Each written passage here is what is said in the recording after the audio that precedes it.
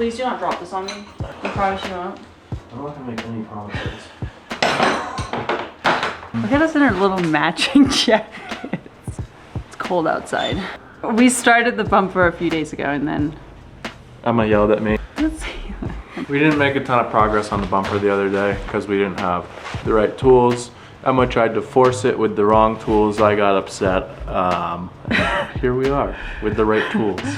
We just went to Home Depot and got the right tools that we needed. Georgie, you want to go Home Depot? Good boy. Good boy. Georgie, you love Home Depot? Stressed. And so we're gonna finish putting the bumper together. Then we have to put the LED lights in. Then we have to install it. And it's also raining, so that's fun, and cold. So we're going to be installing the DV8 Spec Series bumper. The installation manual on the website that goes along with this bumper, I think is an old one that they've repurposed. And so the hardware that came in the kit wasn't the hardware that they had in the installation guide. But I did give them a call and they were super helpful and walked me through exactly what we needed to put the bumper on, which pieces of hardware go where, and what tools we needed too. And they did say that they're coming out with a rear bumper in a few months, so we'll check that out when that comes. So we're installing the wings right now, and these ones should be the 14 bolts. It says on the installation guide 12. These 3 and then the 3 on the other side are the 14. Using a little bit of Loctite. Doesn't say it in the instructions, but I like to Loctite everything. We're gonna start on the other side. We already did it, but they come with these adhesive pieces right here. Probably just help with vibration. That way the powder coat's not getting destroyed if anything gets loose.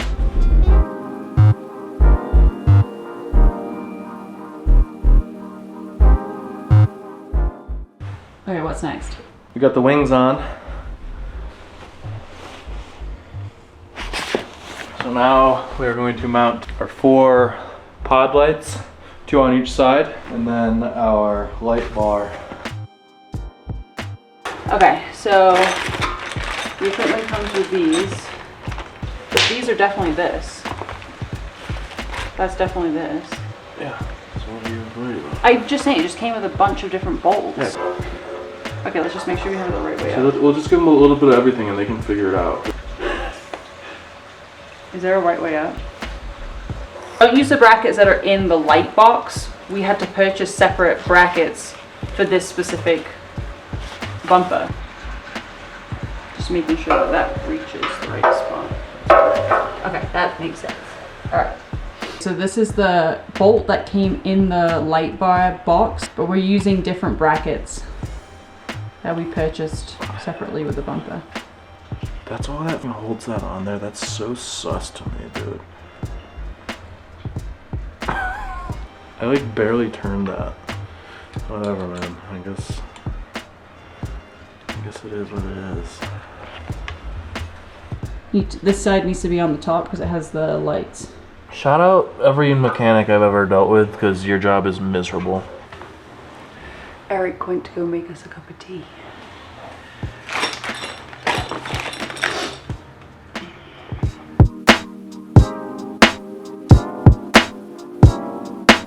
So it looks like there's 2 holes, but probably want them facing forward.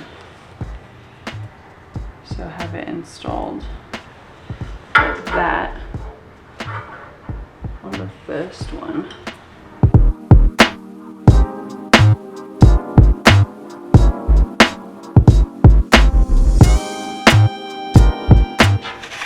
Lights are on.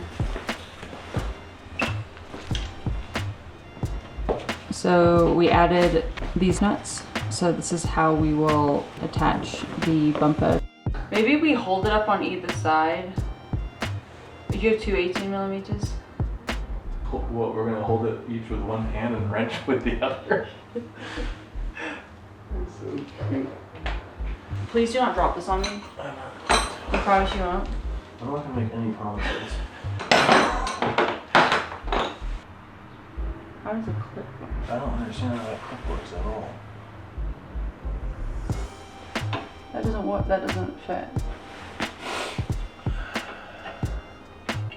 That doesn't work. Okay, well, they didn't include any photos. The middle one doesn't have a nut clip. Oh yeah, that would make more sense. But that would mean there'd have to be a nut. Okay, well, where's the nut for that? I mean, we can use that bolt. We just need to go to the hardware store and get the right nut for it. We went to Home Depot for the third time this week. So the 12mm bolts came with these nut clips, and there were 3 of them. But they only fit the 2 sides right here, not the top one up here. Yeah, the on issue the was inside of the frame. the issue was this bit is too long, so the hole doesn't line up at all with the hole that is on the existing frame. So we went to Home Depot and got M12 lock nuts that we're just gonna replace that with.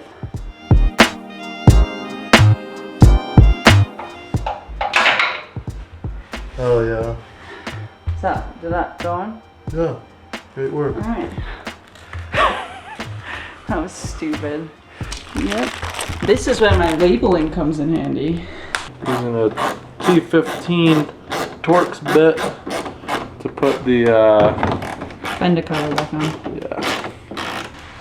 So this is the grill I got from eBay from some Chinese company, Vito car, but the inserts don't fit inside of the grill bracket.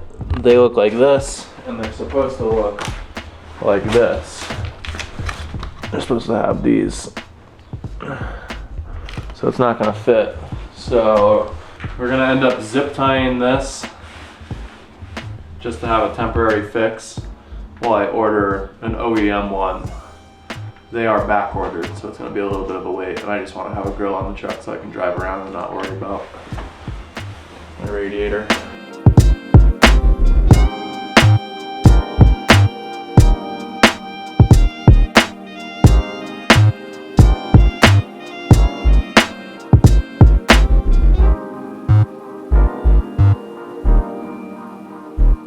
Put her down, baby.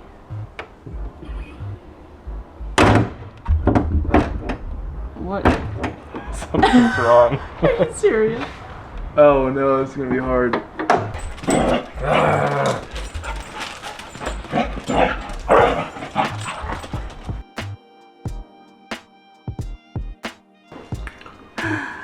So we finished putting on the DV8 bumper. Definitely was a journey for the installation. We had a good amount of issues just with the hardware that they gave us and the installation guide too.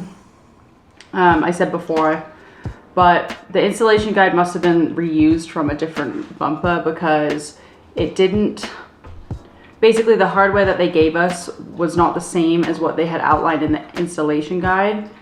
And then on top of that, I don't think that we had the right hardware anyway. Yeah, overall the bumper looks really good. The powder coating's really nice. There's no rust or like marks or dents or anything on it. We obviously haven't taken it out yet, but out of the box it looks pretty good. The install is relatively easy if you have the right hardware. Getting to some of the parts is difficult, but it's only 6 bolts. Getting the stock bumper off, there's like 100 different points of attachment for some reason, probably because it's all plastic. But this is a lot easier to get on than the OEM bumper is to get off, and I assume get back on. Another pro is the price point. We looked at a lot of other bumpers and there's only so many options for something like a nice looking off-road bumper that is within, you know, less than $1,500. Some of these are like $3,000–$4,000. We were actually recommended this brand by the shop that we're going to be working with on the suspension. I'd say the average for bumpers like of this quality is around 2,500 bucks. This one was 1,500. The bumper itself is 1,200 bucks with the 4 pod lights, the light bar. It's 1,659. So price point really good. That anywhere else is going to cost you 2,500 bucks easy. It is winch compatible too. We're not doing any crazy off-roading where we would need a winch, but you can put a winch in it, which is nice. We opted out of their D-rings also. They're pretty pricey and I don't like the blocky look. So we got ones off Amazon for half the cost that I think look better. The other thing that we liked was a lot of bumpers, because they are able to be compatible with a winch, they stick very far out in the front, and so there's like a lot of space basically where the winch would go, whereas this is pretty like low profile. It doesn't stick out like crazy. It's quite, you know, comparable to what the stock bumper was in terms of distance, you know, from the front of the truck. It's like almost Baja style, except it has that front piece that comes down further, but it's a good high clearance bumper. Yeah, so obviously we haven't taken it out. We don't know how the coating will hold up, but we'll test it out this summer and see how that does. We won't be banging it up. No, but I'm talking more about like weather. Yeah. Yeah. It should hold up. The powder coat looks pretty good. We were actually told that this one would be better. We were looking at a rough country one, but then from reviews and talking to Josh at SoCo Customs, they said that the powder coat on it is horrible. So we would probably end up having to powder coat that again, because it would either rust or just chip off, flake off, whatever. So this one is supposed to be better. Supposed to be better. We'll see how it holds up. Yeah. Yeah. Installation guide, horrible. Hardware, wrong. Other than that, not that bad. I would buy it again. I would. While putting it on, I said I would never buy another DV8 product, but now that I see it on the truck, I would.